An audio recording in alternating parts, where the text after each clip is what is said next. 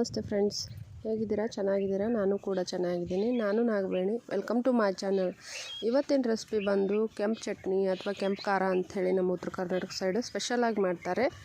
ನೋಡೋಣ ಬನ್ನಿ ಫ್ರೆಂಡ್ಸ್. ಈಗ ನೋಡ್ತಾ ಇದ್ದಲ್ಲ, ಕೆಂಪು ಮೆಣಸಿನ್ಕಾಯಿ ತೊಗೊಂಡಿದ್ದೀನಿ, ಬೆಲ್ಲ, ಉಪ್ಪು, ಜೀರಿಗೆ, ಸ್ವಲ್ಪ ಹುಣಸೆಹಣ್ಣು, ಬೆಳ್ಳುಳ್ಳಿ ತೊಗೊಂಡಿದ್ದೀನಿ ಫ್ರೆಂಡ್ಸ್.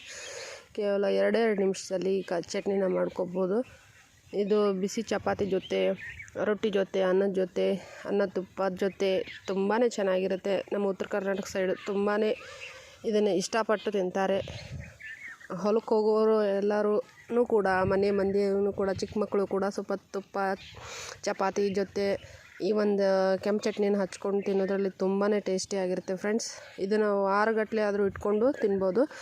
ಈಗ ಚಟ್ನಿನ ಯಾವ ರೀತಿ ಮಾಡೋದನ್ನು ನೋಡೋಣ ಬನ್ನಿ ಫ್ರೆಂಡ್ಸ್. ಒಂದು ತವ ಇಟ್ಕೊಂಡಿದ್ದೀನಿ. ಆ ಮೆಣಸಿನ್ಕಾಯಿನ ಸ್ವಲ್ಪ ಮುರಿದು ಹಾಕ್ಕೊಂಡಿದ್ದೀನಿ ಫ್ರೆಂಡ್ಸ್. ಯಾಕಂದರೆ ಇಡಿದಾಗಿ ಹಾಕ್ಕೊಂಡ್ರೆ ಅದು ಚಟ್ಪಟ ಅಂತ ಸಿಡಿದ್ಬಿಡುತ್ತೆ. ಹಾಗಾಗಿ ನಾನು ಮುರ್ಕೊಂಡು ಹಾಕ್ಕೊಂಡು ಸ್ವಲ್ಪ ಎಣ್ಣೆ ಹಾಕ್ಕೊಂಡು ಹುರ್ಕೋತಾ ಇದ್ದೀನಿ ಫ್ರೆಂಡ್ಸ್. ನೋಡ್ತಾ ಇದ್ರೆ ಚೆನ್ನಾಗಿ ಅದನ್ನು ಹುರ್ಕೋಬೇಕಾಗುತ್ತೆ. ಸ್ವಲ್ಪ ಎಣ್ಣೆ ಹಾಕಿದರೆ ಇನ್ನೂ ಬೇಗ ಹುರಿಯುತ್ತೆ ಫ್ರೆಂಡ್ಸ್. ತುಂಬಾ ಈಸಿಯಾಗಿರುತ್ತೆ, ಅಷ್ಟೇ ರುಚಿಯಾಗಿ ಕೂಡ ಇರುತ್ತೆ ಫ್ರೆಂಡ್ಸ್. ಈಗ ಸ್ವಲ್ಪ ಹೊತ್ತು ಮುಚ್ಚಿ ಇಟ್ಬಿಡಬೇಕು ಫ್ರೆಂಡ್ಸ್. ಈಗ ಮಿಕ್ಸಿ ಜಾರ್ಗೆ ಏನೇನು ಹಾಕ್ಕೊಳ್ಳೋಣ ಅಂದರೆ, ಕೆಂಪದಾಗಿ ಹುರಿದಿಟ್ಕೊಂಡಿರುವಂಥ ಮೆಣಸಿನ್ಕಾಯಿನ ಆರಿತ್ತು. ಈಗ ಸ್ವಲ್ಪನೇ ಹಾಕ್ಕೋತಾ ಇದ್ದೀನಿ ಫ್ರೆಂಡ್ಸ್. ಅದಕ್ಕೆ ಸ್ವಲ್ಪ ಉಪ್ಪು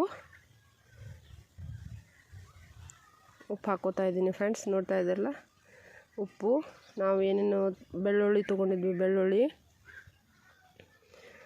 ಈಗ ಉಳ್ಳಾಗಡ್ಡಿ ಮೆಣಸಿನ್ಕಾಯಿ ಸೀಸನ್ ಆಗಿರೋದ್ರಿಂದ ಈಗನೇ ತುಂಬ ಚೆನ್ನಾಗಿರುತ್ತೆ. ಇದನ್ನು ಒಣಗಿದಾದ್ಮೇಲೂ ಸ್ವಲ್ಪ ನೆನೆ ಹಾಕಿ ಮಾಡ್ಕೋತಾರೆ ಫ್ರೆಂಡ್ಸ್. ಈಗ ಅದು ಸ್ವಲ್ಪ ಹಣ್ಣಾಗಿರೋ ಮೆಣಸಿನ್ಕಾಯಿ ಆಗಿರೋದ್ರಿಂದ ತುಂಬಾ ಚಟ್ನಿ ನೀಟಾಗಿ ಬರುತ್ತೆ ಫ್ರೆಂಡ್ಸ್. ಈಗ ನೋಡಿದ್ರಲ್ಲ, ಇನ್ನು ಉಳಿದಿದ್ದನ್ನೆಲ್ಲ ಹಾಕ್ಕೊಂಡು ಮಿಕ್ಸಿ ಮಾಡ್ಕೊಂಡಾಯಿತು ಫ್ರೆಂಡ್ಸ್. ರೆಡಿಯಾಗಿದೆ ಕೆಂಪು ಚಟ್ನಿ. ಈ ವಿಡಿಯೋ ಇಷ್ಟ ಆದಲ್ಲಿ ಲೈಕ್ ಮಾಡಿ, ಶೇರ್ ಮಾಡಿ, ಕಮೆಂಟ್ ಮಾಡಿ. ಪ್ಲೀಸ್ ಸಬ್ಸ್ಕ್ರೈಬ್ ಆಗಿ ಫ್ರೆಂಡ್ಸ್. ನೋಡ್ತಾ ಇದ್ರಲ್ಲ, ಈಗ ಉತ್ತರ ಕರ್ನಾಟಕ ಸೈಡ್ ಕೆಂಪು ಚಟ್ನಿ ರೆಡಿ ಆಯಿತು.